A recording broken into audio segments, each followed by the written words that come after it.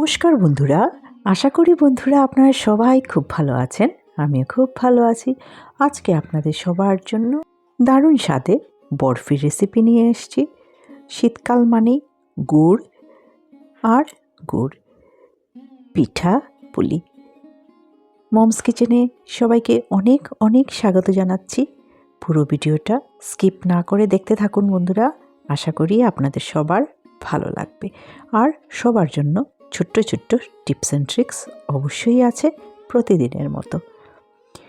এই রেসিপিটা যদি ভালো লেগে থাকে তাহলে একটা লাইক কমেন্ট করে উৎসাহিত করার অনুরোধ রইল।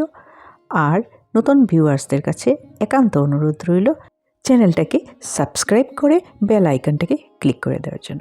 একবার মিষ্টিটা অবশ্যই বানিয়ে খেয়ে দেখবেন, একদম দোকানের মতো স্বাদের। মনেই হবে না যে এটা এত ঝটপট ঘরে বানানো একটা মিষ্টি। এখানে দেখুন 1 লিটার লিকুইড দুধ নিয়ে নিয়েছি। দুধটা অলরেডি ঘন, এর থেকে ছানা কেটে নেব।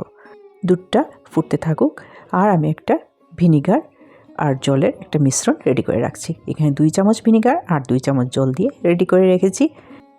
দুধটাও ফুটে গেছে দেখুন, খুব ভালো করে মিশিয়ে নিলাম আর জল মেশানো ভিনেগারটাও দিয়ে দিলাম। খুব সহজেই ছানাটা কেটে যাবে। বাকিটুকু দিয়ে দিলাম। মিষ্টি তো দোকান থেকে আমরা প্রায়শই কিনে খেয়ে থাকি, কিন্তু ঘরে বানানো মিষ্টির স্বাদ কিন্তু বন্ধুরা একদম আলাদা। কোনো ভেজাল ছাড়া দারুণ স্বাদের মিষ্টি ঘরে রেডি হয়ে যায়। দেখুন ছানাটা কি সুন্দরভাবে কেটে গেছে। এইবার এটার পরিষ্কার জল বেরিয়ে গেছে। গ্যাসের ফ্লেমটা অফ করে নিলাম। এইবার ছানাটাকে ছেঁকে নিচ্ছি। তারপর দেখুন জল দিয়ে ভালো করে ধুয়ে নিলাম। ছানা ধোয়ার কারণ হলো যাতে এর মধ্যে ভিনিগারের কোনো টক স্বাদ বা গন্ধ কোনোটাই যাতে না থাকে। এইবার একটা কড়াইয়ের মধ্যে 1 চামচ ঘি দিয়ে দিলাম। গরম কড়াইতে ঘিটা দেখুন গলেই গেছে। তার মধ্যে 1/2 কাপ জল দিয়েছি আর 1 কাপ গুঁড়ো দুধ দিয়ে খুব ভালো করে নেড়ে চেড়ে নেব। 1 কাপ গুঁড়ো দুধ দিয়ে এত সুন্দর যে একটা বরফি বানানো যায় সেটা না বানালে বুঝতেই পারবেন না বন্ধুরা। দেখুন খুব ভালো করে নেড়ে চেড়ে নিয়েছি দুধটাকে। এবার এর মধ্যে গুড় দিয়ে দিয়েছি। আপনাদের কাছে নলেন গুড় বা খেজুরের গুড় থাকলে দিয়ে দিতে পারবেন।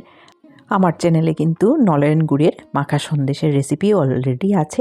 আমি এখানে জেনারেল যা গুড় পাওয়া যায়, যেটা দিয়ে নাড়ু টাড়ু আমরা করে থাকি, এই গুড় দিয়েই করছি। গুড়টা খুব ভালো করে মিশে গেছে দুধের সাথে। আর 2টা এলাচও থেতো করে তার মধ্যে দিয়েছি। এখানে ছানাটাও রেডি হয়ে গেছে। একটু হাত দিয়ে এরকম ম্যাশ করে নিচ্ছি।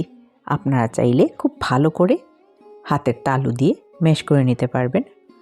আমি অল্প অল্প করে ম্যাশ করে মিশ্রণটাতে মিশিয়ে দিলাম। গুড় আর দুধের মিশ্রণাতে সব ছানা দিয়ে খুব ভালো করে এইবার মিশিয়ে নেব। বাস আর কিচ্ছু লাগবে না বন্ধুরা, হয়ে গেছে। এইবার এটা একটু শুকানোর পালা। একটু সময় দিয়ে খুব ভালো করে এইভাবে নেড়ে চেড়ে নিচ্ছি। দেখুন হয়েই আসছে। এবার 1 চামচ ঘি দিয়ে দিচ্ছি। এখানে 2 চামচ ঘি ব্যবহার করেছি বন্ধুরা। প্রথমে 1 চামচ, পরে 1 চামচ। একটা প্লেটের মধ্যে সাদা কাগজে আমি একটু ঘি মেখে রেখে দিয়েছি। বরফির মিশ্রণটা পুরোটাই রেডি হয়ে গেছে বন্ধুরা। আপনারা দেখতেই পাচ্ছেন কত সুন্দরভাবে মিশ্রণটা রেডি হয়ে গেছে। অল্প একটু নরম থাকতে থাকতেই নামিয়ে নেব। মিশ্রণটাকে যে খুব ভালোভাবে হয়ে গেছে আপনারা দেখেই বুঝতে পারবেন। ঘি দেখুন উপর দিকে ভেসে উঠে গেছে। এবার গ্যাসের ফ্লেমটাকে অফ করে দিয়ে আমি প্লেটের মধ্যে নামিয়ে নিচ্ছি। মিশ্রণটাকে একটু সেট হতে দেব। খুব ভালো করে সেট করে নিচ্ছি।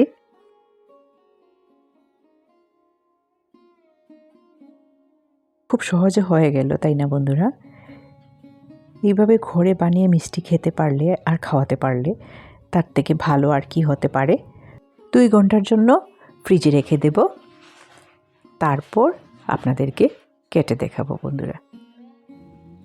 দেখুন কি সুন্দরভাবে খুলে এসছে, পুরো সেট হয়ে গেছে ভালো করে। এবার একটা নাইফের সাহায্যে বরফির শেপে কেটে নেব। সেম ওয়েতে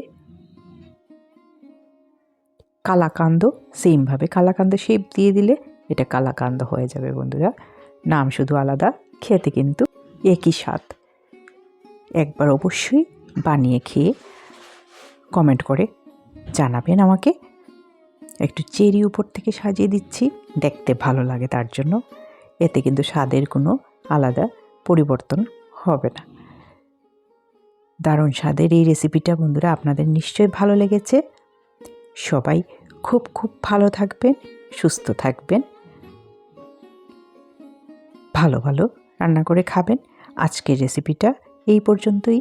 আরেকটা খুব ভালো রান্না নিয়ে খুব তাড়াতাড়ি আপনাদের সাথে অবশ্যই দেখা হবে। ধন্যবাদ সবাইকে।